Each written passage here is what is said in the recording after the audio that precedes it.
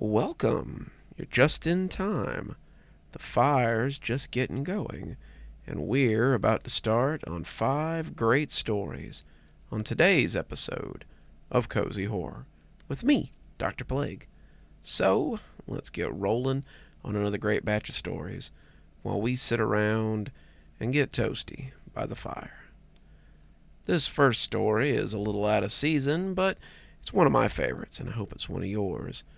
Let's hear a story about some campers out doing what campers do best, telling stories. This one in particular, however, turns out to be a little more fact than fiction. So let's hear a tale about the Whispering Hole. The cabin in the woods had been abandoned for years, but one night, a candle burned in the window. We all tried our best to look appropriately terrified, but it was all mostly for show. Jesse liked to tell stories, but none of them were really that scary. The 5 of us were gathered around a flashlight in our bunkhouse, telling scary stories and generally just creeping each other out. Mike had a sack of junk food he'd snuck in, and Paul had a bottle of pop. We were enjoying just hanging out together more than any of the stories. These were the moments I looked forward to, the gathering of friends as we hung out for the summer. I've been going to Blue Lake Summer Camp for about 4 years now, and what I look forward to the most was spending time with the friends I only got to see at the camp. Jesse, Paul, Steve, and Mike, we had all been going to camp for about the same amount of time, and we'd become fast friends. They all lived in different places and didn't go to school with me, so the only time I got to see them was at summer camp. I didn't have a lot of friends at school, so I lived for their emails and the summers I got to spend with them. "That story sucks," came a voice from the back. We all looked up to see the 6th member of our cabin, Terry Woods, as he lay under his covers reading a comic book. Terry had been coming to camp for about as long as I can remember. He was a weird kid who never really got along with anyone. He'd been through 4 different cabins in 4 years, and I guess it was our turn to get him. He was quiet, didn't really do sports, and just kind of seemed like a creep. He was constantly hiding in the bushes and making people feel uncomfortable, and the counselors had even caught him peeking into bathroom stalls before. They kept talking about kicking him out, but every year he showed up with his bag and a check, so they let him stay. It's probably the only break his parents got from him, and who could really begrudge them a little downtime? Jesse turned to Terry and fixed him with a frustrated look. Jesse hated hearing that his stories were lame, even though most of them were. "All right then, smart guy, why don't you come tell a story? Show us what a real scary story looks like." Terry seemed to think about it for a minute, before putting down his comic book and walking over to sit on the bed with us. We made a space for him that was a little too big, since none of us really wanted to sit next to Terry. He looked into the flashlight beam, and it was like being around a campfire. The light made his skin pale and ghostly, and when Terry looked up, we all sat back a little in surprise. He looked like a corpse, and he seemed to know it. "You guys ever hear the story of the Whispering Hole?" A few of us shook our heads, but Paul nodded. "Some of the older boys told me about it. It's a hole in the woods, and they say you can hear Indian ghosts in it or something." Terry nodded, grinning a little. "Legend says that it's not Indian ghosts in that hole. The story I heard was that long, long ago, a bunch of superstitious farmers buried their kids out there to appease a forest spirit so he would give them good crops." We all leaned in close now, expecting a good story with a lead-up like that. "They say when the land was first settled and all the Creek Indians were safely chased out of the woods, the crops began to fail. An old woman, whom the townsfolk suspected was a witch, told the people that they had angered a forest spirit, and now their crops would do badly. When they asked what they had to do to bring the crops back, she said that they must take one of their children for every year they had settled here and bury them in a deep hole in the woods. Only then would the crops grow again, and the spirit would be appeased." We had leaned in closer, our shadows magnified against the roof of the cabin. The townsfolk realized that this meant 8 of their children would need to be sacrificed. So through a lottery, they decided which 8 must be taken. The rich tried to buy their way out, and the poor tried to beg their way out. But in the end, those whose names were drawn were taken to the woods. They were led there by the witch, and some of the men from the village came along too. Suddenly, the ground opened up to accept their sacrifice, and they herded the children into that space. When the last one fell into the earth, the forest erupted in a mighty roar. The crops grew, and the town prospered. But if the townspeople needed to be reminded of the price they paid for their prosperity, they had only to visit the hole in the woods and hear the whispers of the children. The town is gone now, but the hole whispers eternally. We sat in silence for a moment, all of us looking at each other as the story came to an end. Terry had created something special here, but none of us believed it. It was just a story, plain and simple. Or so we thought. "Wow," Jesse said. "Gotta give it to you, Ter. That was a good story." "Oh, it's no story," Terry said. "The hole exists. I've been there." We were silent for a few seconds. Then we all began to laugh, thinking Terry was just making a joke. All of us, except for Terry, that was. As the laughter died, we all looked at his deadpan stare and realized he was serious. "You want to go?" Terry asked. The five of us looked at each other. Did we want to go out in the woods with someone we didn't quite trust and didn't really like? I already figured I knew how the rest would answer, but when Jesse spoke up, it came as a bit of a surprise. "Sure, let's go see this whispering hole. You're in, right?" he said, looking right at me. I surprised myself by nodding, but the other three shook their heads almost at once. Mike was afraid. "It could be dangerous out there. I don't think I want to go." Steve was condescending. "There's no whispering hole. Terry's just trying to play a trick on us, guys." Paul was sensible. "We should get some sleep, guys. Counselor Hank said there was going to be a big hike tomorrow, and we don't want to be tired for it." In the end, though, Jesse wouldn't be turned away, and I certainly wasn't going to let him go by himself. So, Terry, Jesse, and I snuck out of our cabin and trotted off into the woods with only the moon to guide us. "So," Jesse asked, "where is this whispering hole?" "Not far," Terry said, leading the way. "The camp's actually pretty close. It's about a mile, I guess." Jesse balked at that. "A mile? That could take us nearly an hour in the dark." Terry grinned that same jack-o'-lantern grin at him. "Then I guess you better start walking and stop talking." Then he headed off into the woods, and it was either follow him or turn around. At this point, turning around didn't seem like much of an option, so Jesse and I went. The woods were alive in a way that we had never seen during the day. I saw a pair of eyes looming overhead a second before an owl took flight. The crickets hit a reeing point that was close to eye-watering. The sounds of squirrels and birds were replaced by night creatures that were just beginning to come alive. With the moon on high and the wind rustling the overhead canopy, we felt immersed in an alien world the deeper we went into the woods. This was different than the camping we did. This felt almost dangerous, and it was exhilarating to three young boys in the woods alone at night. We followed Terry for about 45 minutes, all of us sweating and waving off the clouds of mosquitoes, before Jesse asked him if he was lost. "No, I know where we're going. It's just a little farther." He had picked up a large limb and was using it as a makeshift machete as he thwacked at the branches. I had found a stick of my own, a large one that I was using as a walking stick, and I saw Jesse looking around for a stick of his own. The way he was doing it, though, made it seem weird. He wasn't looking around in that lackadaisical way that kids look for sticks. Jesse seemed to be looking for a stick with a purpose. "You okay?" I asked, keeping my voice low. Jesse started to answer, but grinned as he found a big stick that looked like a club. He picked it up and took some test swings before turning back to me. "Much better now. I feel way better now that I have something to defend myself with." "You hear something following us?" I asked, looking around to see if I could spot it. "It's more what we're following. I don't really know Terry. Do you?" I shook my head, ducking a low-hanging arm of a pine bough, and yet here we are following him into God knows what. "You buy a story about a whispering hole?" I don't know. "Not really," I said with a little shrug. "So then, where's he really taking us? Is this some kind of psycho crap? I want to be ready if it is."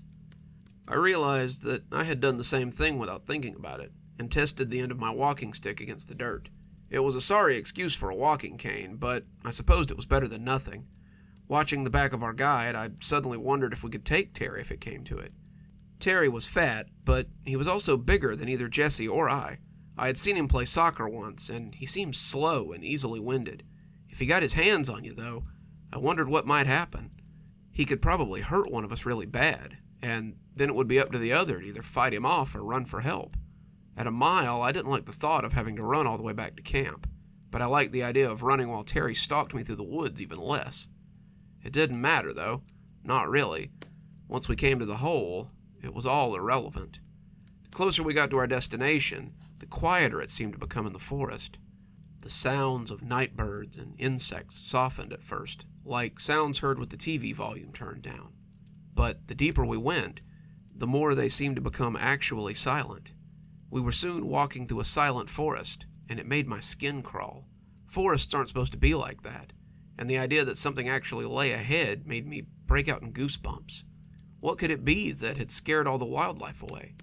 What could it be, and what would it do to 3 kids who just wandered into its territory?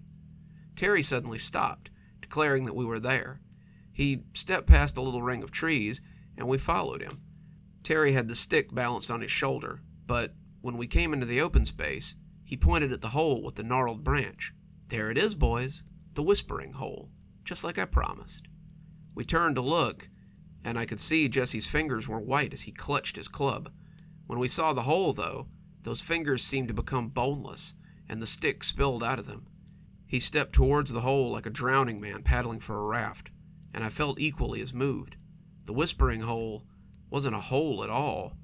It was like nothing so much as a grave. The grave was about 6 feet tall and 6 feet across. The earth had not been dug out, despite the amount of it sitting on either side of the hole. The way it looked, the earth had simply spat the dirt out like a mouthful of spinach to have its mouth free of the taste. The pit was deep, too, and Jesse and I bent over to look down into the black mouth of that chasm. The whispering was slight, sounded more like a babbling brook than actual whispering. Jesse made a rude noise, looking back at Terry as he rolled his eyes. "It's just an underground river. You drug us all the way out here to show us an underground river?" Terry shrugged, but his grin never faltered. "It's the whispering hole. Have a listen. They say you can hear the voices of those dead kids down there." Jesse bent over, listening to the sound coming up, but that seemed like a great way to topple into the hole. Instead, I laid down on my stomach, putting my ear over the hole and listening to the sounds inside. I had worried about the edge of the pit crumbling and sending Jesse falling in, but the edge of the pit seemed to be made of stone. It reminded me of nothing so much as one of those random caves you sometimes find in Minecraft. Those openings in the earth that just wait to be found. I had wanted to see if I could squint and see the bottom, but it was too far down to see anything. I wondered how we were hearing the water when a voice whispered up into my ear. "Beware, he's gonna push you in." I looked down into the pit and then over at Jesse, who was straining his ears and looking in. Who had said that? He's pushed so many into the whispering hole. Sometimes it's people he knows. Sometimes it's people from camp. But it's always him. Get out. Get out while you still can. I turned to see if Jesse was hearing this, but that was when Terry made his move. I looked up just in time to see him shove Jesse with both hands, sending him falling into the hole. I rolled before I could really think about it, and it saved me from getting a tennis shoe to the face. Terry was still smiling, but his foot was coming down again and again as he tried to stomp me. I was scared, moving purely off adrenaline, and when I sprang back to my feet, he lifted his stick like he meant to club me. He didn't say anything. He just ran forward with that gnarled branch he had been using to clear the path. I threw my own stick at him and turned, running into the woods as I tried to make it back to camp. I had to let someone know what had happened out here. I ran through the forest like a startled deer, but it seemed like something was stalking me. Something big was behind me, and the farther I ran, the louder and more frantic it became. I felt like Snow White as I ran through the woods, the once enchanting landscape now little more than a nightmare forest that grabbed at me with every step. The pine boughs whipped my face, the rocks and palmettos sliced at my shins, and the constant rustling of something behind me kept me on edge. Every time I would think about stopping or slowing down, I would hear it, and it would pique my adrenaline again. I could have run for hours as I dodged the large something, but eventually I saw the familiar lights of the camp not far ahead of me. The closer I got, the more I expected that frantic rustling to crop up again. It had seemed to chase me all the way from the whispering hole, and I could just see Terry stalking me as he tried to stop me from tattling. What would he do if he caught me? Would he club me with that branch? Or would he just drag me back to the hole and toss me in? When I broke free of the woods and made it back to those familiar cabins, I felt blessed indeed. The scoutmaster came after a few minutes of steady knocking, and he looked grumpy. When I told him what had happened, though, he woke up pretty quick. He pulled me into the cabin and took my statement as he called the police. The police came and had me take them to the Whispering Hole immediately. Most of them looked like just regular cops, but a few had bags of climbing gear for spelunking. The scoutmaster and I went with the 8 officers and 1 dog, and as the woods got quieter again, I knew we were getting close. When we came into the clearing, I didn't see any sign of Terry anywhere. The guys with the bags looked over the edge of the hole, and with their spotlights, they found Jesse as he lay at the bottom. I was so afraid that he was dead, but one of the officers said that he was moving some when they shone the light on him. They told me later that we had both been very lucky, since Jesse had fallen almost 50 feet into the underground cave. Both his legs were broken, badly broken at that, and he had hit his head pretty hard, but he was alive. The guys with the bags went down to get him, a stretcher coming down on a cord, and when they got there, one of them said that they'd need some body bags after they got the kid airlifted out. There's about 6 other bodies down here, and all of them look like children. Most of this stuff the police either asked me about, or it was stuff that I picked up when I wasn't supposed to be listening, but it paints a pretty grisly picture of Terry's crimes. Well, not Terry, I guess, since there is no Terry. Terry had taken 6 other kids to the hole, 2 of them campers from the previous year, and just shoved them in. He had made up the story of the Whispering Hole to take other kids out to the spot so he could push them in and listen to them die. A few of the bodies had clearly died on impact, but the coroner said that a few of them had probably lived for a day or 2 as they sat out there dying. The sicko had probably come to check up on them as they lay bleeding to death, and it appeared he had meant to make us his next 2 victims. There's a manhunt going on right now for Terry, but the camp has relatively little information on him. The address they have goes to an empty lot in a trailer park. Terry pays by cashier check every year, and the phone number they have on file goes to a disconnected number. They've never met Terry's mother or father, and they have no idea where he lives. They know that he lives close to the Whispering Hole, but the chances of finding him might be slim if he lives in the woods somewhere with relatives. The camp has agreed to call if he turns up, but camp has definitely canceled this year for Jesse and I. Mom says I can visit him in the hospital if I want, and the paramedics told me that he wouldn't be alive if it wasn't for me. So do yourself a favor, and don't listen to any stories about the Whispering Hole if they're told around the campfire this year. Terry will need a new hunting ground, and he may be coming to a summer camp near you. A roaring fire always puts me in the mood to roast some marshmallows. One of these days I should probably bring some. I always forget to buy them when I'm out. Going from jabbering scouts to jabbering ravens, let's hear a little story about one of my new favorite cryptids, and a little something I call the Valraven's deal. I grew up outside of Copenhagen. Most of my life spent on my father's sheep farm. It's beautiful country if you've never been, and I can think of no better place to spend my childhood. The rolling hills and forests are perfect for playing knights or policemen or whatever a child may want. The trees became my castles, the underbridges my banks or shops to chase robbers from, and I spent the hours outside of my chores letting my imagination run wild. That imagination was probably why no one believed me when I told them about the ravens. I'd been telling tales since I was very young. I claimed I'd seen fairies dancing around a mushroom ring. I'd seen a parade of lights that had turned out to be the procession of Queen Mab. That I had seen dinosaurs in the forest, and black dogs, and kelpies, and all sorts of things. I loved stories, so I wanted to see something magical. The world was often such a dour place that I prayed for a little magic in my life, and created it until I could find my wish fulfilled. I was 9 when I found some of that magic, but I wasn't quite as ready as I believed I was. My grandparents lived less than a mile from our farm.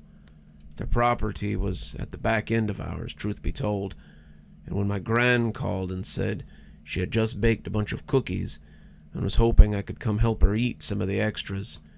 I turned hopefully to my mum and asked if I could go over for some cookies. Mum asked if my chores were done, and I said they were. It was summer. I wouldn't have to go fill the sheep feeders till after dinner. I'd been diligent through the day, and now my midday was mine to do what I liked. "You may," Mum said, "but put on your slicker and your wellies. It looks like rain." A few minutes later, I was set out in my duck-yellow slicker with my big green rubber gum boots on an adventure to Grandma's house. I found a stick on the way, my sword for this quest, and I was cutting through the sheep fields and heading for the little path between the fields. It was a place I liked to play sometimes, and my grandfather had told me it had once been the site of a great battle. He said old Danish kings were known to make war on each other, and the land around Copenhagen had seen a lot of bloodshed over the years. The area between the farms, but a quarter-mile of dirt road, was said to have been the site of several skirmishes, and I wonder now how many had lost their lives there. As a child, however, it was just fun to think of knights fighting each other as their steel clanged and the horses whinnied. I heard the thunder rumble, something that was not the loud sound of hooves charging forward, and thought that Mum was right. The rain would be coming soon. If I didn't want to get wet, I needed to hurry. Getting wet wasn't really something I was too worried about, but Gran liked to keep the house nice and dry, and a wet little boy was likely to be asked to leave after he'd eaten only a few cookies. I came out onto the road, racing the rain, but I wasn't alone. Perched on the wooden fence which separated the road from the fields were ravens. I don't mean crows or blackbirds. I mean ravens. If you've never seen them together, then you might not understand, but ravens are quite a bit larger than crows. They are more than a little scary looking, too, especially to a child not yet 10. I expected they would take flight when I came onto the road, but they did not.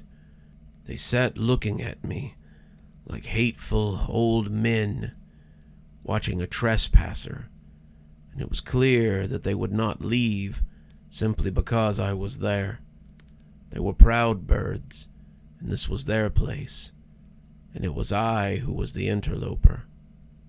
It was spooky, but I wasn't really afraid of them. I was a little scared. There were a lot of them, and I was a small boy, but I didn't think they would hurt me. These were no boogeymen, no trolls or goblins, and they were more spooky than scary. Papa put out straw men to keep these devils out of the garden. They were birds, and birds couldn't hurt me. "Boy," said a voice, and I froze in my tracks.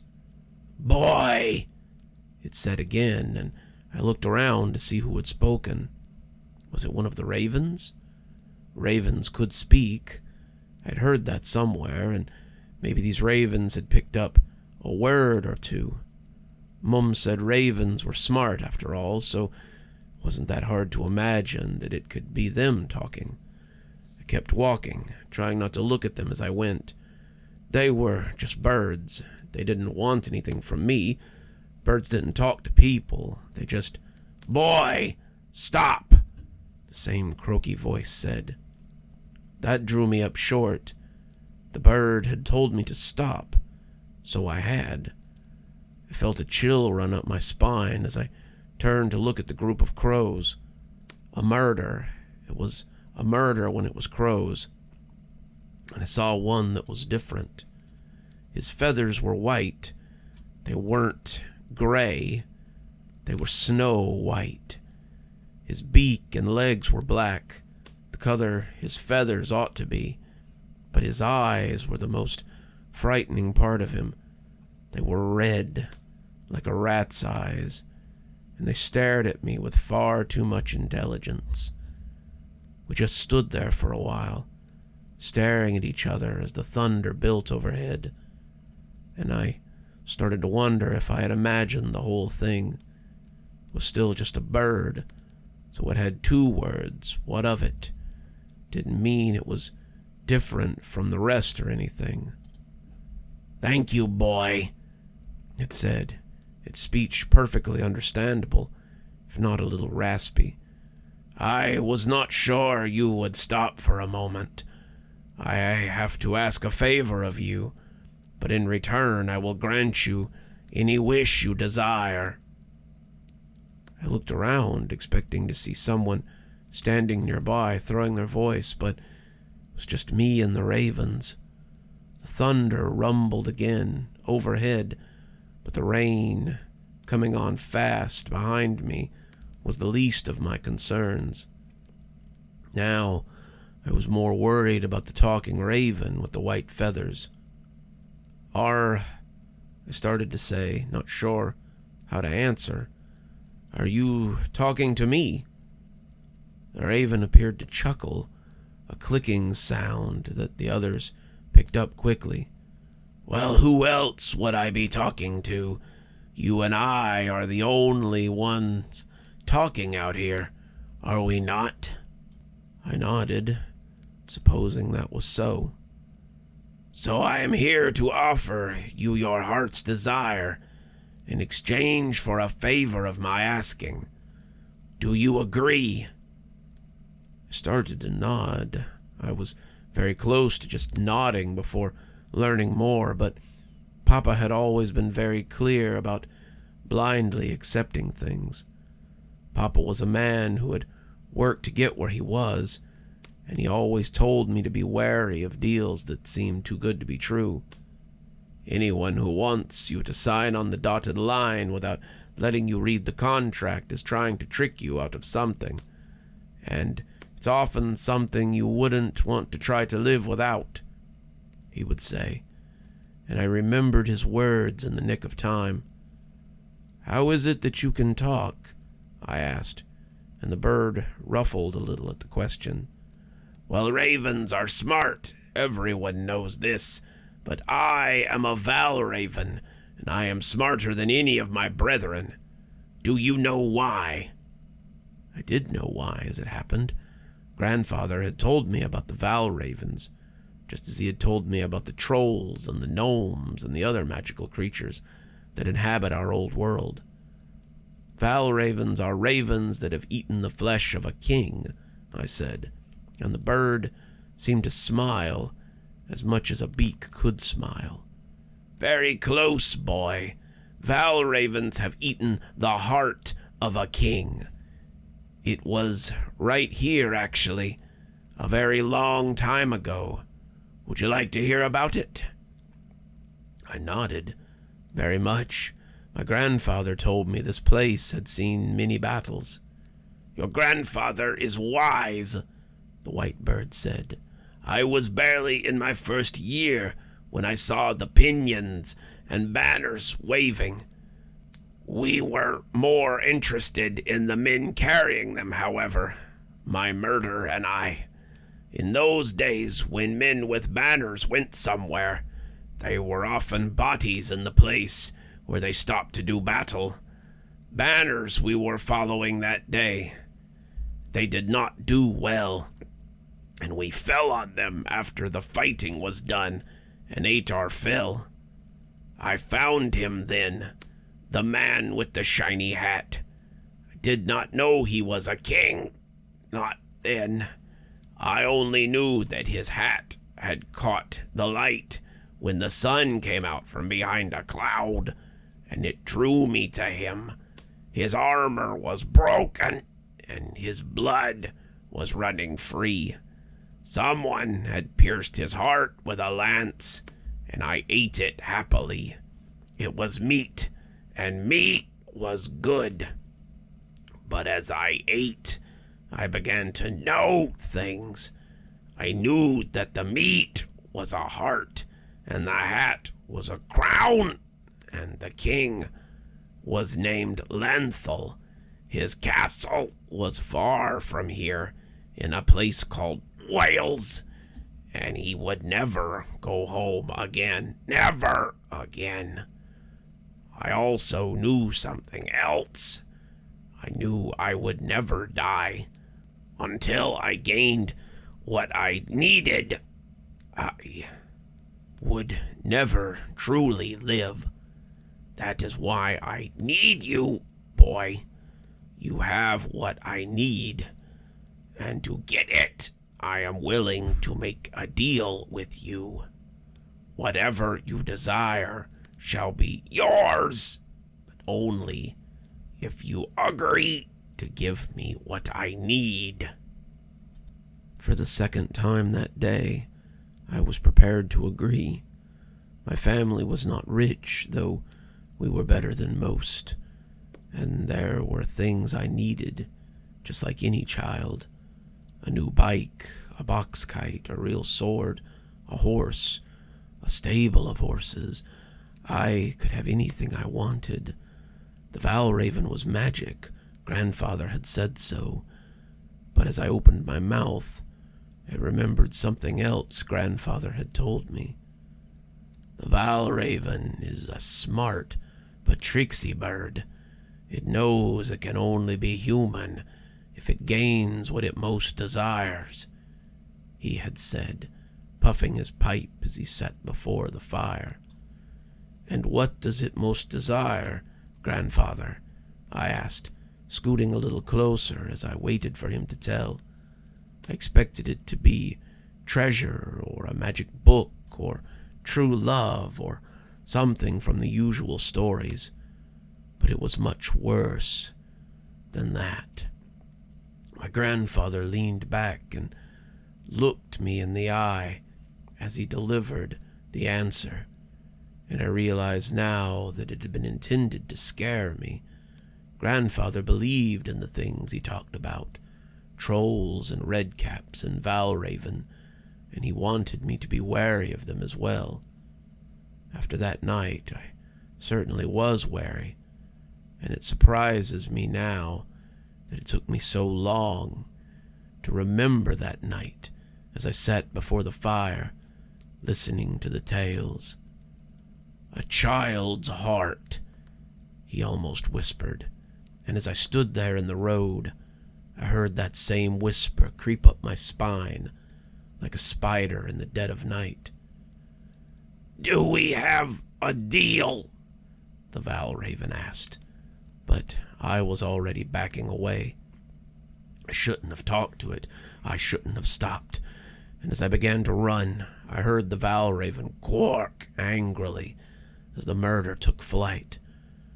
I was running as fast as I could, the raindrops beginning to fall as my feet ate up the ground.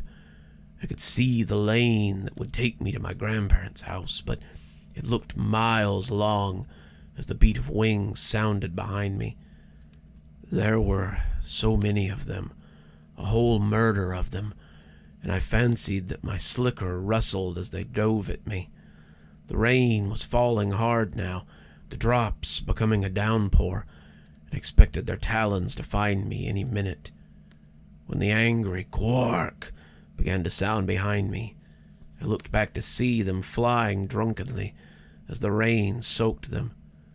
Later I would find out that birds don't usually fly in the rain because it makes their feathers heavy, which makes their movements difficult and their steering and maintaining flight almost impossible. If they had come after me on a sunny day, I would have been ripped apart. Ravens are large, and in such numbers, I would have been unable to hold them off. Instead, the rain thwarted them, and I made it to my grandparents' house in one piece. Grandma was a little miffed at the mud and the water that I had tracked in, but I think she realized something was wrong when she found me curled up in a corner of her mudroom in tears. She asked me what had happened, clearly afraid that someone had tried to snatch me or some such thing, but I just kept shaking my head and whispering, Valraven, Valraven, until she called my grandfather from the den and asked him what I was saying. Grandfather listened. He nodded, and then he took me in his arms and brought me into the den to sit by the fire. Grandmother came in a few minutes later with cookies and milk, and we sat and listened to the rain, Grandfather asking me if I'd seen one of the tricksy birds. I nodded, and he nodded in return. That was all that was ever said about it. After my cookies were eaten, he put me in his old truck and took me home. We never spoke of it again, and it was never brought up between anyone after that. How's that one for a little bit of childhood trauma? We all see weird things when we're kids, but there's something about a group of talking ravens after something like that just gives me the willies. Speaking of giving me the willies, let's hear one of my stranger stories about something very personal that happens, luckily, not very often. Let's hear a story about the touch of a stranger. It should have been the least stressful part of his day, but it was something that Steve would never quite get over. The kids had been bugging him to take them to the fair all week, but Steve would have rather taken off his skin with a cheese grater. He'd been working all week, his legs were killing him, and that wasn't the biggest issue at play either. The thought of bumping elbows and shoulders with people in a setting like that made him feel squeeby just thinking about it, though Steve would never admit to it. Steve had been plagued with haphophobia since he was young. It had been worse when he was younger. Steve hadn't even wanted his parents to touch him, but the thought of strangers touching him would send him into a near catatonic state. He spent years telling people not to touch him, avoiding hugs and handshakes, and stepping around people if they got too close. This set him apart from his peers and made him a bit of an outsider. After years of work and a lot of therapy, he'd gotten past some of it, but he still really didn't like to be touched by people he didn't know. Seeing his kids upset was hard, but Steve just couldn't bring himself to plunge into that kind of environment. Not until his wife had guilted him about it. "I think you ought to take the kids to the fair, Steve." He'd been half asleep, but snorted awake as he rolled over to look at her. The two were in bed, Lisa having gotten off a little earlier than usual, and they were looking forward to a much-needed night of sleep. Steve had nodded, ready to slip off into oblivion, when Lisa had spoken up. "Huh?" Steve asked, as articulate as ever. "You should take them to the fair. It means a lot to them. I'd do it myself if I didn't have to work until 11 on Saturday." Steve grasped for an excuse that would make her let him sleep and drop the conversation. "So tired from work. The boss has been working us hard, and I don't really think I have the energy to putter around the fair." She rolled over, wrapping her arms around him as he leaned back against her. Lisa would never know how much work it had taken to get to this point, and he never intended to let her find out. He had never told her about his mental issues. He was afraid that she would see him as weak or an oddball and might leave him because of it. He doubted it. They had been married for years, but it was always something in the back of his mind. I know it's been a long week for you, but it would make your kids happy. Please, for me." Steve wanted to tell her no, but it was hard to say no when she was pressed up against him. There weren't many people Steve could stand to have this close. The list was very short. Lisa, the kids, and maybe his mother. He wanted to make her happy, wanted to make the kids happy. So, despite his better judgment, he agreed to take them. So, just before sunset on Saturday night, Steve found the three of them standing at the ticket booth just outside the teeming throng of people that made up the town fair. Even now, he could feel the presence of the crowd. It teemed with life, the sweating masses that would push at him, their skin rubbing at him as he and his kids walked by.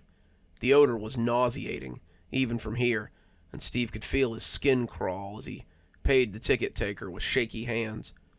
As they headed through the rusty chain link surrounding the fairground with his oldest, Robbie, and his youngest, Charles, Steve knew this would be the biggest test of his mental health in some time. From the instant he stepped inside, he could feel the combined weight of the crowd pressing against him. No one actually touched him. They were a little too polite for that. But the oppressive nature of so many people moving around him was still a lot. The combined smell of sugary fair food, stale sweat, cigarette smoke, and the puff of dry earth from the fairground was like a cloud around him. The warmth of so many people so close to him and his kids reminded him of being too warm in his winter clothes. It was stifling, the miasma of emotions at odds with the smiling faces of his kids, and Steve tried to keep it together as his skin threatened to crawl right off his body. At first, Steve believed he could distract himself from all this.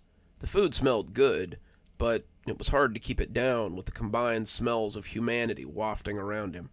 Fried this and battered that went into his stomach, but even the culinary oddities couldn't keep his anxiety at bay. People sat too close to him, their heat radiating into his skin, and Steve began to feel claustrophobic as the crowd pressed against him outside the food tent. Due to COVID protocol, the fair had to ask guests to only eat in designated areas, but that didn't seem to be stopping most of them from walking around with small buffets in their arms. As he came out of the tent like a man who's seen a ghost, Steve thought maybe the rides would be a better distraction. The rides looked fun, but the seats were so close that it was hard to quantify as a distraction. Every ride pushed him closer to his fellow riders, and their skin on his was unbearable. No matter how close he pulled his arms in, no matter how small he made himself, he could still feel the warm, sweaty, disgusting feeling of the other riders beside him as their rubbery flesh pushed against his. He spent every ride feeling more and more like he wanted to crawl out of his own skin, and when Charles reached for his hand at the end of every ride, it took everything he had to grasp it. He felt ready to puke, ready to scream, and after a while he just let the kids ride the rides as he sat back and tried to keep control of himself. Rob and Charles had gone off to ride a collection of rides around the bench that he was sitting on, and as they moved, Steve moved as well.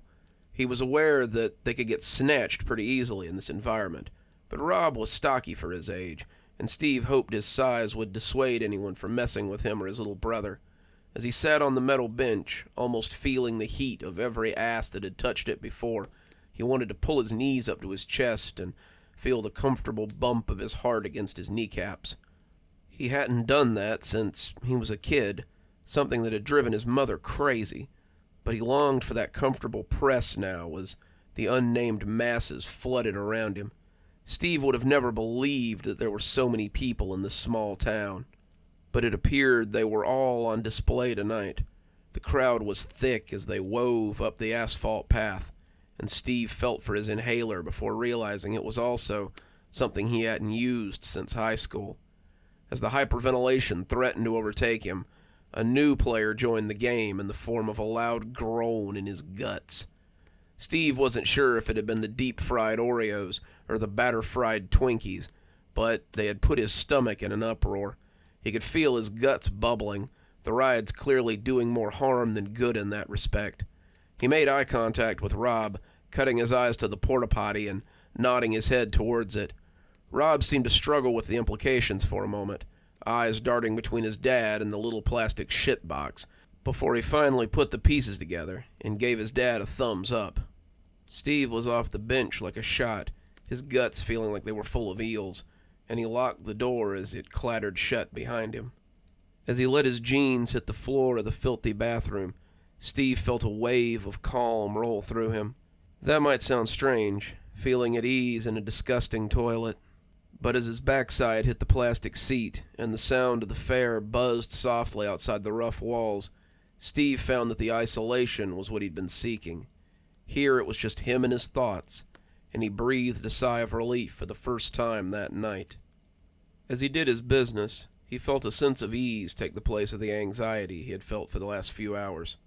It felt like he might be able to return to the fair now, his burbling guts appeased as he purged the combination of fried foods. He heard his leavings splash below him, but didn't get up immediately. Steve wanted just a few more minutes, a few more seconds of quiet, and he would sometimes wonder if that had been his downfall. The universe, it seems, had found him greedy, and his punishment came a half a second before his eyes opened. He stiffened as he felt it, and could feel every hair on his body standing at attention. Something had touched him. It felt like a finger, just the pad of a single digit, but the feel was unmistakable as it caressed his inner thigh. Steve was frozen, his ease and peace gone as fast as the sour mash that had brought him here. This couldn't be real. Nothing was below him. Nothing that could touch him, at any rate. His anxiety was playing tricks on him, but if it was very convincing. He could feel it creeping up his thigh, going higher and higher, as it threatened to invade something too intimate for his mind to accept. Steve felt himself surge forward, falling onto the floor as his pants tripped his scrambling legs. In the murky light of the porta-potty, Steve saw something as it descended back into the muck of the tank. It was clearly a hand, the finger extended, and as he tried to press himself through the plastic portal to the noisy outside world, he saw it rise from the muck. It was a man, thin as a rail, who seemed to grow taller as he rose from the cesspool.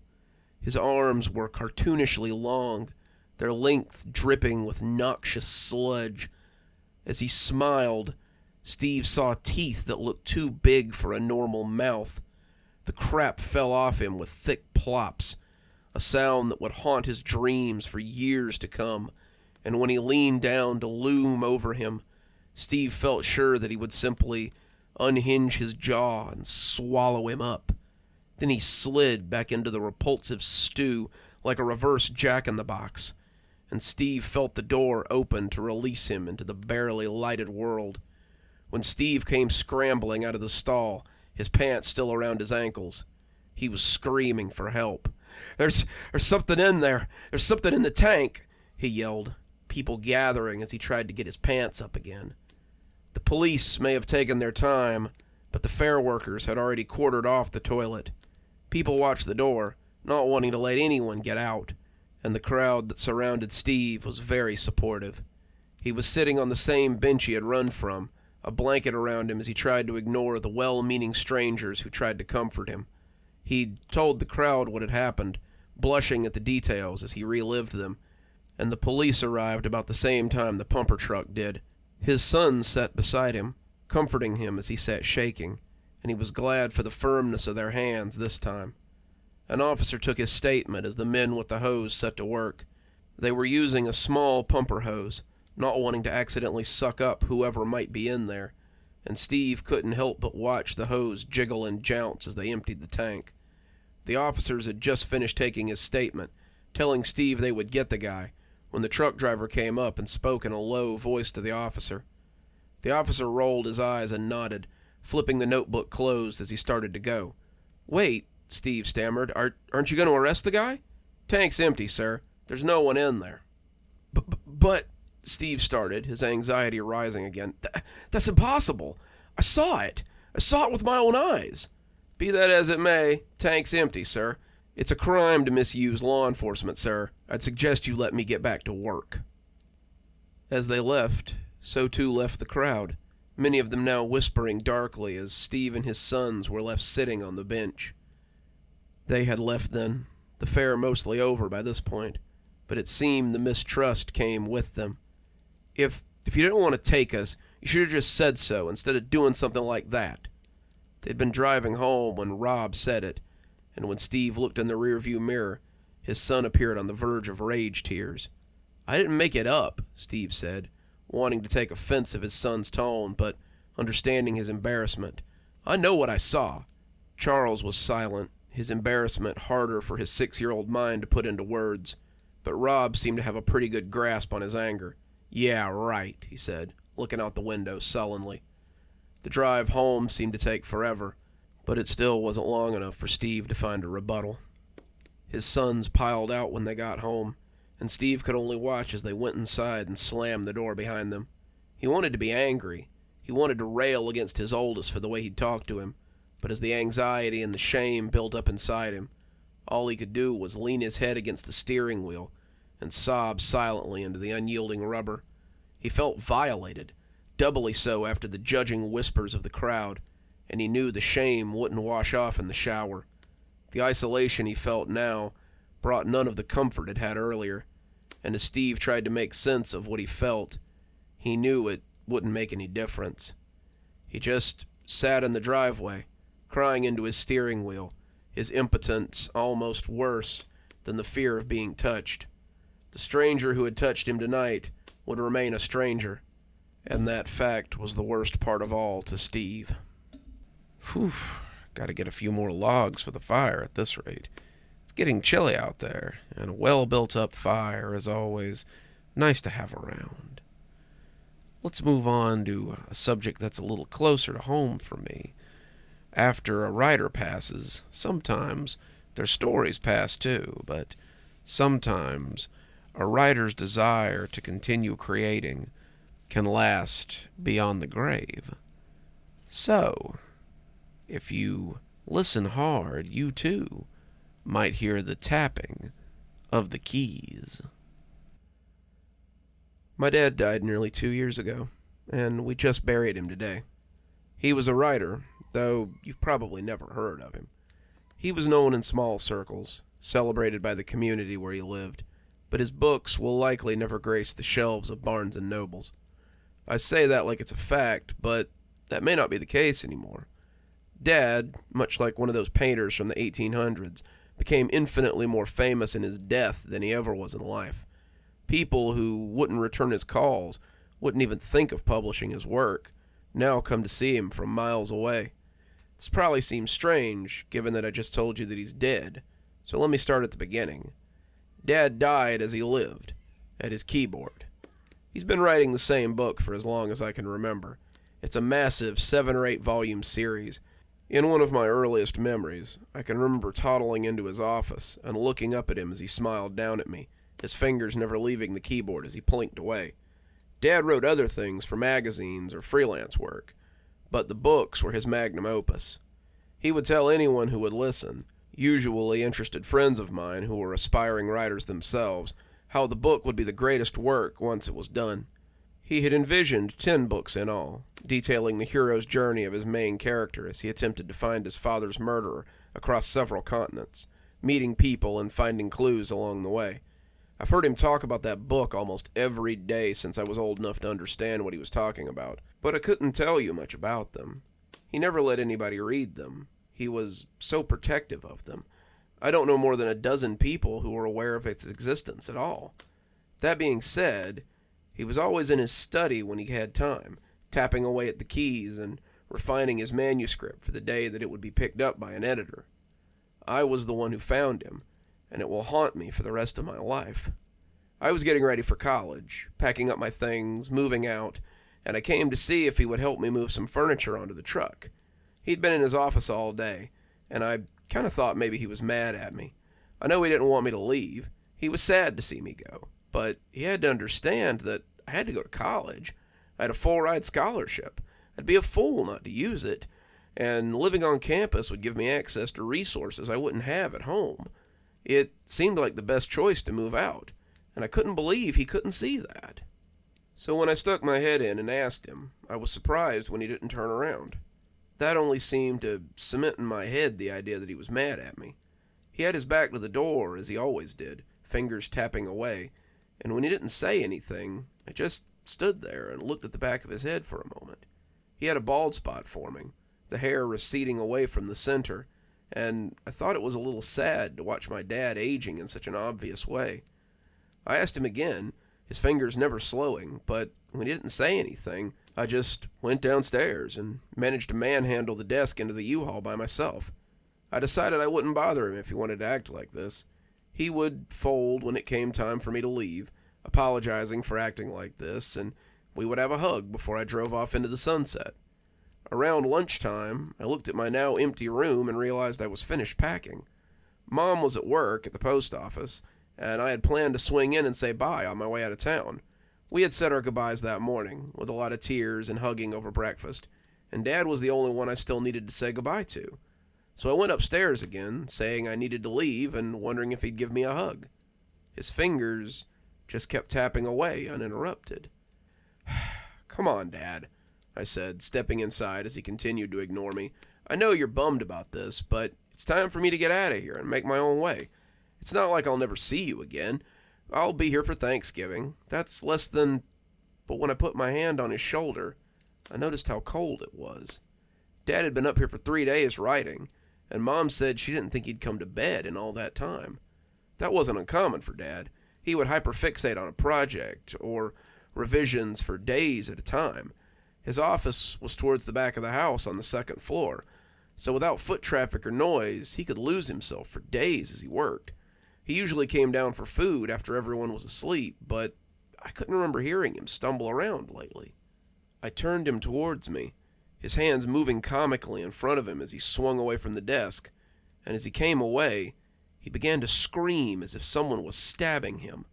I stumbled away, taking in his long face and sunken eyes, and found myself running from the room as I grabbed the phone out of my pocket. Mom said she'd be home immediately, and as I waited downstairs, I could still hear him screaming in his office. She came home in a rush, going up the stairs 2 at a time, and when the screaming finally stopped, I breathed a sigh of relief. When she came downstairs, she asked me to come to his office. "I need to talk to you about something, and I think this should be a family decision." I came back to see that Dad was still staring at the screen of his MacBook, tapping away like we weren't even there. "I don't know how to explain this, but your father's dead." Looking at his fingers as they went about their tireless typing, I asked if she was kidding. Dad was clearly alive. His hands were moving, and I could see words on the screen forming coherent sentences. Were they playing a joke or something? None of what she was saying made any sense. I checked his pulse. He has no pulse, no vitals. He's gone, sweetie. But it appears that he's not quite gone. She tried to move him, and as she turned him away from the computer, I could see his lifeless face as it turned to regard me. His jaw had been hanging slack, his eyes open and staring, and as his hands came away from the keyboard, he started screaming all over again. It was deep and tortured, similar to the one he'd made before, and without even meaning to, I turned him back to the keyboard where his hands started typing again. I asked her what was going on, and Mom shrugged as she tried to come up with a reason for this. His book was important to him. You know that. I think maybe once he finishes it, he might stop on his own. I can't explain what's happening here, but I don't want him to die with his work unfinished. Your father kept saying it wasn't ready, but I'm going to send the first manuscript to his editor. Maybe once he sees it and someone puts it into print, he'll finally be able to rest. Either way, let's keep this between us, okay? I want your father to pass on without regrets, don't you?" I nodded, telling her of course I did. I wanted Dad to die in peace.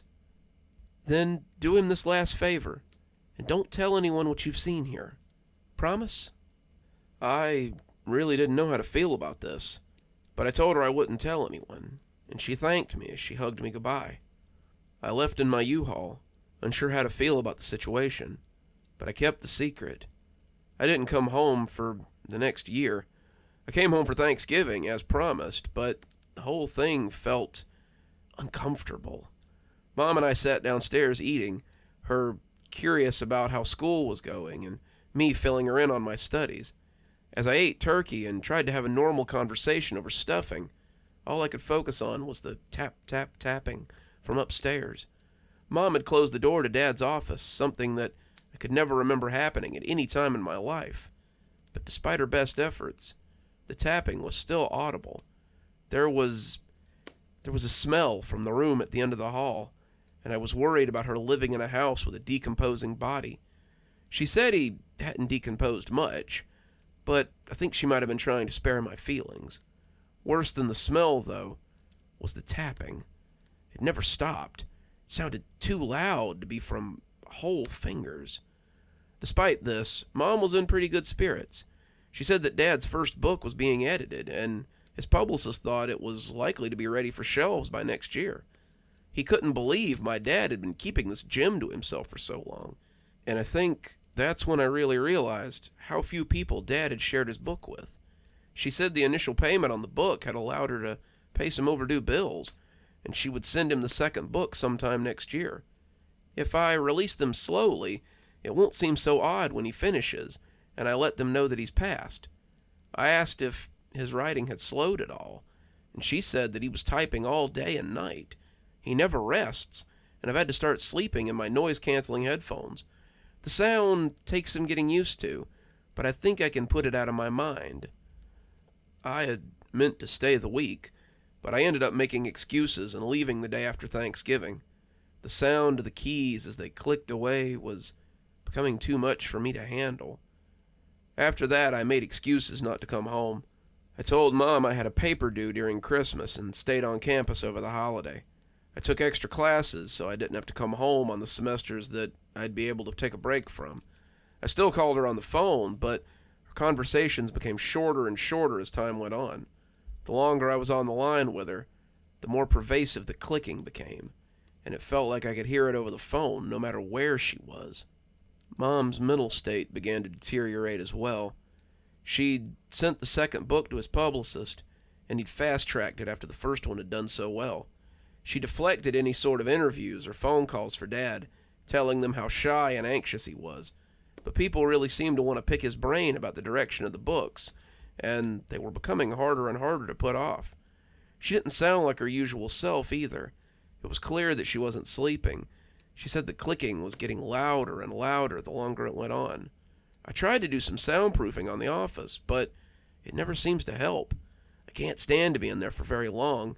Even though he's looking at the screen, I can feel him watching me when I'm in there. I think I can hear something moving around at night, too. Mom took a deep breath, and I could almost see her looking in the direction of the office as she pitched her voice lower. I asked what she meant, afraid that maybe animals had gotten in to try to get at Dad's body. But she said it was just little sounds. You remember how he used to leave his office late at night to get food? Sometimes I feel like I can hear someone coming down the stairs in the wee hours of the morning. While I was listening to it the other night, I realized that I couldn't hear the keyboard anymore, and that scared me even more. She started crying then, and I think I had already decided to come home that weekend so we could sort this out. I hadn't come home in a long time, and I found a very different woman than the one I had found over Thanksgiving a year before. And why not? It had to be nerve-wracking, knowing you were sharing a house with a corpse. Mom looked like she had aged 20 years. Her hair, light blonde the last time I'd seen it, was threaded with gray and looked thinner than ever. Her skin sagged, and her eyes looked bruised from the bags under them. She was so thin to the point of emaciation, and I wondered if she had been eating. When she hugged me, I could feel her ribs pressing against me, and I decided then that something had to be done before I lost both my parents. I told her that we had to end this. I told her that we had to put him to rest, but she feebly resisted. He isn't done yet. He's still typing up there. I can't lay him to rest until he's finished. I asked her how long that would be, but she didn't seem to have an answer. I told her I was tired and wanted to rest, but after I heard her door close and the sound of her springs grumbling as she went to bed, I got up and went downstairs. I wanted to see what this thing was that was moving around after dark, and I knew just the place to hide. There was a small closet in the living room, a place for wrapping paper and old crafts Mom hadn't gotten around to yet. And after sliding some things around, I made myself comfortable and cracked the door. It took some time.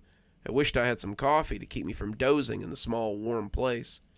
I was just starting to nod off, my phone showing 3:30 in the morning, when the landing at the top of the stairs creaked. Something glided down almost soundlessly, its body light as I pressed my eye to the slit in the door to see what it was. It was dark in the living room, the curtains drawn, but I didn't dare turn on my light. If it knew I was here, it might flee, and then I'd have nothing to report to Mom in the morning. Luckily for me, it jostled right past the closet door, and the creature was impossible to miss. It was thin, almost lacking dimensions, creaking as it ambled into the kitchen. I held my breath as it disappeared into the dim space, but the pale head was hard to miss. When it turned to look at the closet from the kitchen doorway, I feared I'd made a noise. When those empty eye sockets fixed on the door, I covered my mouth with my hands. When the creature creaked its way into the kitchen and disappeared from sight, I tripped out of the closet and made my way less than gracefully back up the stairs and into my old room. If it heard me, it didn't stop at the door to comment. Only then did I come to the same conclusion that my mother had, realizing what was missing from the silent house. The tapping had stopped. We called the police the next day, me threatening to call them myself if Mom didn't. I didn't know what that thing was I'd seen the night before in the kitchen, but I couldn't very well leave her alone with it. She just nodded and picked up the phone. I think she was ready to call them, honestly. She lived with Dad's corpse for 2 years, and even she had to agree it was time to end it. The paramedics weren't sure what to make of him, but he was definitely what I had seen the night before when it came into the kitchen. He had almost completely rotted, but his bones had moldering flesh still attached in places. His scalp had some hair clinging to it. The bald spot I had noticed was still visible, but we had taken his hands off the keyboard before they got there. When we had taken him from the computer, his scream was little more than a wheeze of protest. He had no vocal cords to scream with, but still, he protested. The police had questions, but I think Mom managed to convince them that it was all harmless. She said that when he died, she had just gone a little bit crazy. She couldn't cope with him being gone, so she just pretended he was in his office, typing away on his novel. I told them that that was what she had told me for months, and I think they believed me. Dad's remains were taken to the funeral home, and it goes without saying that his funeral was a closed casket affair. As we sat on the front row, though, I heard something that would haunt me until I went into the ground myself. Dad may not have been able to scream, but it seemed his work went on regardless. As I sat there with Mom, my mother sobbing as she heard the all-too-familiar sound, we both heard the low tapping of those bony fingers smacking against the lid of the coffin. I can only assume that they still press against the lid even now, my father's last story worn into the wood of his coffin. One last story. Then I think it might be time to put this fire out and go have a little nap. This one's an oldie but a goodie, and certainly in keeping with the weather we've been having lately. So, let's hear a little story about a strange creature that just happens to have come from one of my favorite places, a thrift store. Let's hear a story about the sweater. I didn't want the sweater in the first place. From the first time I laid eyes on the damn thing, I knew it would haunt me until the day I died. I first saw it in a thrift store window when I was 10 years old. It was a lumpy green thing made out of thick yarn, an ugly monstrosity that looked like someone's grandmother had knitted badly. As much as I hated it, I was also drawn to it. Even as I stared, I thought I could see a pair of big, goggly eyes in the pattern. 2 sharp teeth floating amongst the swirls of thread seemed eager to bite me as I slid it on. The arms ended in little tassels that looked like claws, sharp claws that looked like needles. I hated it, but I was drawn to it in that way that children are drawn to anything that might end their perceived immortality. Mom must have noticed my interest. 2 weeks later, just as the autumn chill began to rise, she gave it to me one morning so I could wear it to school. She pulled it out from behind her back, flourishing it like the end of some magic trick. She smiled hugely, clearly thinking she had something I really wanted. My stomach dropped when I saw it, and I was again filled with a sense of dread that she must have picked up on. "It's the sweater you liked so much," she said, looking a little hurt. "You really seemed taken with it when you saw it back at the store." Mom didn't have the money to buy me much. Dad had left when I was a baby, and she worked as a waitress to put food on the table and a roof over my head.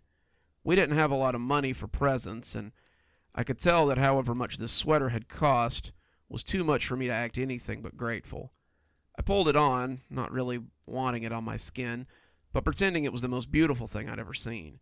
It was made out of scratchy wool that I just knew at first glance would make me feel too warm. It rubbed at my skin like steel wool as it settled on my arms.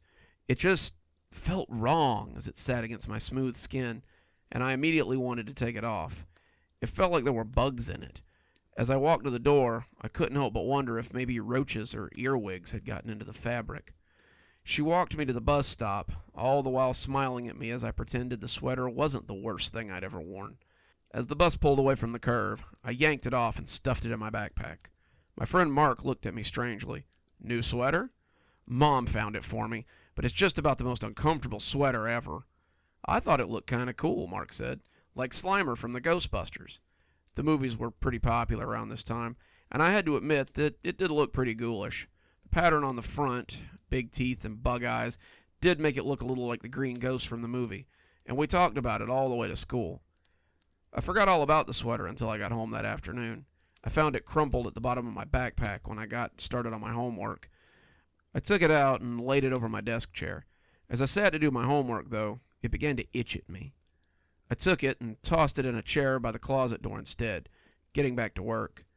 Even having it against my skin made me feel weird, and I couldn't help but glance over my shoulder at it as I did my homework. It felt like it was looking at me somehow, staring at me with those huge bug eyes, and I felt haunted by it as it sat placidly. When Mom came home a few hours later, she seemed happy to see the sweater. "I knew you would like it. Was it warm enough today?" "Yeah, it was just right," I lied. I finished my homework and went downstairs to help with dinner. Typically, I would have sat in my room or watched television till dinner was made, but tonight, I just wanted an excuse to be out of my room, away from the sweater. My room felt invaded every time I looked at it, and I just wanted to be anywhere but there for a few hours. I didn't think about it again until it was time for bed. I came into my room, pajama bottoms and white undershirt on, with my mouth still feeling minty from the toothpaste. I was ready to climb into bed when I saw the sweater again. For some reason, I just couldn't stand looking at it anymore. I picked it up, the coarse fabric scritching at my hands, and tossed it under the bed. I knew it meant nothing, a meaningless gesture, but I didn't want it watching me while I slept. Mom came in and kissed my forehead. "Good night, honey," she said as she turned off the lights and closed the door. I burrowed down under the covers and started getting comfortably sleepy. It had been a long day, with another one to follow, and as I began to edge towards sleep, I started to hear a weird noise from somewhere in the room. It sounded like someone dragging wire across the hardwood, and as I focused my attention on it, I could hear the sound sliding across the boards. I sat in my bed and looked for it, that harsh slithering that wound its way over the flooring. As I cast my eyes over by the chair, I saw the source of the noise. It was the sweater. It was sitting on the chair where I had thrown it earlier, leering at me with its toothy grin. It couldn't be there. I had thrown it under the bed. But there it sat, as though I'd never grabbed it in the first place. Maybe I'd been wrong. Maybe I hadn't thrown it. Maybe I'd just imagined the whole thing, and now I was just scaring myself. I rolled over and tried to get back to sleep. As I tossed and turned, though, I could almost feel those bug eyes looking at me. I pulled the covers over my head, trying to block it all out. As I lay there, I imagined I could hear that wire dragging across the wood again. It was like the scratching of claws times 10, and I could hear it going under my bed and towards the wall. I peeked out from under the covers and looked towards the chair, making sure that hideous sweater was still there and not responsible for the noises. The chair was empty, though. I sat straight up and peered around the semi-dark, searching for the sweater. It couldn't have moved. It was a sweater, a stupid sweater, and even my 10-year-old brain knew the sweater didn't just get up and move around on its own. I looked over the edge of the bed, seeing nothing, and hesitantly hung upside down so I could glance under the bed. In my 10-year-old brain, that was where the monsters lived, and this sweater had become a monster now. I peeked, afraid to see it, but it wasn't there. Only a few toys and some dirty clothes greeted me. I looked back at the chair, still finding it empty, and snuggled down under the covers so I could get some sleep.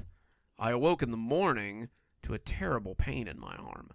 The sweater was in bed with me, curled around my arm as though it had gotten tangled on me in the night, and I wrenched it off violently. I didn't want it to touch me, I didn't want it to contact my skin. As I came free, I saw the source of the pain. On my forearm, on the inside of my arm, was what looked like a bite. As I inspected it in the dewy morning light, I felt sure I could pick out individual teeth marks on the flesh of my arm. I looked frantically at the crumpled green garment in the corner and suddenly felt sure that it was the source of the bite. I ran downstairs to show my mom, who was just starting to get breakfast things together. She looked at the bite and declared it a rash. "Probably from your new sweater," she said, and I could hear real sadness in her voice. She still believed that I really liked that ghastly thing, and the thought that it had caused me pain made her sad. She said she would wash it today after school and have it back to me by tomorrow, and I remember hoping that it shrank in the wash. I thought all day about the terrible garment coming back too small or shredded by some fluke, and the idea brought me some little amount of joy throughout the day. When I got home, however, I heard the washing machine in full swing and found a note on the table saying that Mom had gone to get groceries. I figured she put the sweater in with the load and went upstairs to start my homework. Mark and Davey wanted to ride bikes later, and I knew that if I got my math done before dinner, I'd be able to go riding with them before the sun went down. When I opened the door, I was startled by the green sweater sitting on the chair where I had left it last night. I was angry at myself for a moment. Why was I so afraid of this stupid sweater? I grabbed it up, yarn digging into my hands like steel wool, and took it to the laundry room. I opened the washer and threw it inside, slamming the lid closed and stomping back upstairs to start my homework. I finished quickly, and when Mom got home, I went outside to play. I spent the afternoon riding bikes and jumping dirt ramps with my friends, and as the streetlights came on, I turned for home. When it came time for bed, I walked back up to my room to find the sweater back on the chair where it had been earlier. There was a stack of freshly folded clothes on my dresser, but for some reason, Mom had put the sweater back on the chair. I walked around the sweater as I got ready for bed, but I kept thinking I could see it move out of the corner of my eye. It didn't leave the chair, but I thought I saw the arms wiggle or the waistband shiver slightly as I walked around the room. I went straight to bed after lights out, and in the morning, I found more bites on my arm. 3 new bites, to be exact, each one on the underside of my arm, not on the outer arm where everyone might notice them easily, and each one looking much the same as the first. The sweater wasn't in bed with me this time, but I knew it had been the one to do it. Mom still thought it was a rash, but I was convinced that they were bites. For the next few weeks, I tried various measures to keep the sweater away from me. I left it in other rooms, sometimes with the door locked, but it always found its way back to my room. The closet was no obstacle at all for it, and twice I awoke to see it sitting in the chair as the door slowly closed behind it. One night, I stuffed it in the washing machine and closed the door locking behind it, and I still woke up the next morning to find it in my bed. My sleep started to suffer, and I found it hard to get a full night's sleep as I woke up to search for the sweater. My teacher told my mother that my performance was suffering, and I was given DRs several times for sleeping in class. If they'd seen what was under my sleeves, they would have probably had some questions for my mother, too. The bites were numerous, red and oozing blood sometimes. I kept them closely guarded, because if my teacher found out, I felt like my mother could be in big trouble. I kept them from both my teacher and my mother, not wanting her to ask questions either, and as it went on, our relationship became strained. She knew I wasn't sleeping well, but she wouldn't even entertain the idea that it was due to some evil sweater. She thought I was looking for attention, that I was just a typical child with an overactive imagination, but she couldn't take off work just to sit at home with me and protect me from a piece of clothing. At one point, she even threw the sweater in the garbage, thinking that would solve everything, but when it reappeared in my bedroom, she accused me of keeping it around to get attention. After 2 weeks of being terrorized, I decided to finally put a stop to it. That night, I stayed awake and watched it. The next day was Saturday, and I knew Mom wouldn't care if I slept in. I was going to catch it in the act and show Mom that it was hurting me. Maybe then she would let me get rid of it. I had a big metal flashlight with a thick blanket I was going to catch it in. I would hold on to it until it ran out of steam, and then show my mom so she wouldn't think I was dreaming. I watched the red numbers on my Ninja Turtles alarm clock tick slowly by, and by 11:30, I was having trouble staying awake. The sweater hadn't done anything but sit there all night, and as my eyes got heavier and heavier, I found myself slipping towards sleep. I lost the fight before midnight, and woke up with my head against the blanket. I looked at the clock and saw that the numbers read 2:45 a.m. I swept the light around the chair and tried to orient myself. The beam fell on an empty chair, and I couldn't help but feel dread mounting. Where had it gone? Had it slipped off the chair while I was asleep?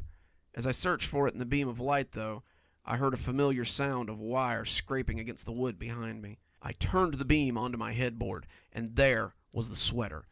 I thought for a moment that I might be dreaming, but as the flashlight illuminated it, I had to come to grips with the idea that what I was seeing was very real. The bug-eyed pattern had become a real set of bulbous eyes.